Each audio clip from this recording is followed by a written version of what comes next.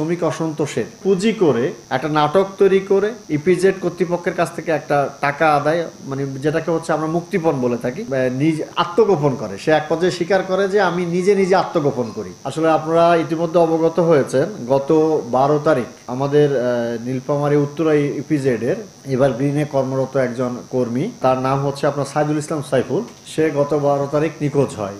এই মর্মে 12 তারিখ সন্ধ্যায় হচ্ছে তার বাবা আমাদের নীলফামারী সদর থানায় একটি সাধারণ ডায়েরি করে। যেহেতু সে এভারগ্রিনে কর্মরত উত্তর ইপিজেডে, এবং আপনারা জানেন যে গত এই মাসের শুরুর দিকে আপনার এবার উত্তর ইপিজেডের শ্রমিক অসন্তোষ দেখা দেয় এবং তার পরিপ্রেক্ষিতে আইনশৃঙ্খলা বাহিনীর গুলিতে একজন নিহত হয়। ফলে বিষয়টাকে আমরা অত্যন্ত গুরুত্বের সাথে নেই, যে আমাদের কাছে ইনফরমেশন ছিল বা তার পরিবারের লোকজন জানায় যে তাকে অপহরণ করা হয়েছে। Walton switch, stylish and elegant. এর প্রেক্ষিতে আমরা তাকে আমাদের যে টেকনোলজিক্যাল যে পার্টগুলো আছে এগুলো এবং গোয়েন্দা তথ্যের ভিত্তিতে আমরা তাকে খোঁজাখুঁজি করি। পরবর্তীতে আমরা এক পর্যায়ে গতকাল রাত 9টা নাগাদ তাকে আমরা সৈয়দপুরের একটা জায়গা, যেটা হচ্ছে সাথী ফার্মেসি নামক একটা জায়গা থেকে তাকে আমরা উদ্ধার করতে সক্ষম হই। আমরা তাকে উদ্ধার করে আনার পরে তাকে প্রাথমিক, যেহেতু আমরা তাকে কর্দমাক্ত অবস্থায় তাকে পাই, তাকে আমরা প্রাথমিক চিকিৎসা দেই। তারপরে আমরা এসে তাকে জিজ্ঞাসাবাদ করি এবং আসলে প্রকৃত ঘটনা কি তার রহস্য উদ্ঘাটনের চেষ্টা করি। জিজ্ঞাসাবাদের এক পর্যায়ে সাইদুল ইসলাম জানায় যে সে মূলত সে এবং আরো কয়েকজন মিলে অজ্ঞাতনামা, সে আসলে অনেকেরই নাম বলেনি, আমরা জিজ্ঞাসাবাদ এখনো অব্যাহত আছে।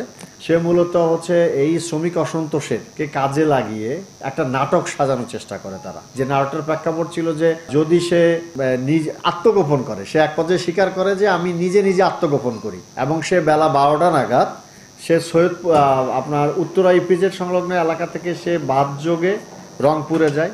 সেখানে সে একটা লম্বা সময় অবস্থান করে। তারপর সে ওখান থেকে সিরাজগঞ্জের একটা এলাকায় গিয়ে ওখানে নেমে যায়, সোলঙ্গা নামক একটা স্থানে সে নেমে যায় এবং সেখানে সে রাতটা অতিবাহিত করে। পরবর্তী দিন সকাল আবার 11টার দিকে, অর্থাৎ 13 তারিখ, সে 12 তারিখ নিজে সে আত্মগোপনে যায় এবং 13 তারিখে সে সকাল 11টা নাগাদ আবার সিরাজগঞ্জ থেকে ব্যাক করে। আমরা তাকে গোয়েন্দা তথ্যের ভিত্তিতে আমরা তার তথ্যপত্র বিশ্লেষণ করে তার মুভমেন্টটা আমরা দেখি। সে বিকাল নাগাদ এসে রংপুরে পৌঁছায়, সন্ধ্যায় এসে সৈয়দপুরে পৌঁছায়। তারপরে সে নিজে তার চাচাতো ভাইকে সে ফোন করে, একটা সন্ধ্যাবেলায় ফোন করে বলে যে আমি অমুক জায়গায়, আমাকে অজ্ঞান করে ফেলে রাখা হয়েছে, তোমরা আমাকে নিয়ে যাও। তো এরপরেই আমরা তাকে নিয়ে আসি ওখান থেকে। আমরা ওখানে নিয়ে আসার পরে তাকে যখন জিজ্ঞাসাবাদ করি তখন সে বলে যে মূলত তার উদ্দেশ্য ছিল পূর্বের যে অসন্তোষ, এই অসন্তোষটাকে পুঁজি করে একটা নাটক তৈরি করে ইপিজেড কর্তৃপক্ষের কাছ থেকে একটা টাকা আদায়, মানে যেটাকে হচ্ছে আমরা মুক্তিপণ বলে থাকি, চাঁদা আদায়ের জন্য এটার জন্য সে আবার ইপিজেড এর ওই এভারগ্রিনের যে সিকিউরিটি, তাকে ফোনও করা হয়েছে। নয়ন মিয়াকে ফোন করে 2 লক্ষ টাকা দাবি করে এবং তারপরে ওই যে নাম্বারে টাকা দিতে বলে ওই নাম্বারের যথাযথতা যাচাইয়ের জন্য 5,000 টাকা ওরা ক্যাশিনো করে। তো এটা ছিল মূল প্রেক্ষাপট। আসলে তাদের মূল উদ্দেশ্যটা ছিল শ্রমিক অসন্তোষের মাধ্যমে সারা দেশের কলকারখানাগুলোতে একটা শ্রমিকদেরকে পুষলিয়ে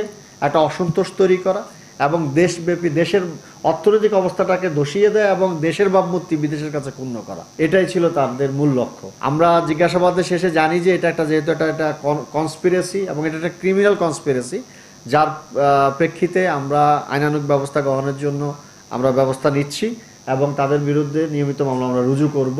এ ব্যাপারে এখনো ব্যাপক জিজ্ঞাসাবাদ চলমান রয়েছে, পরবর্তীতে আপনাদেরকে বিস্তারিত জানাবো।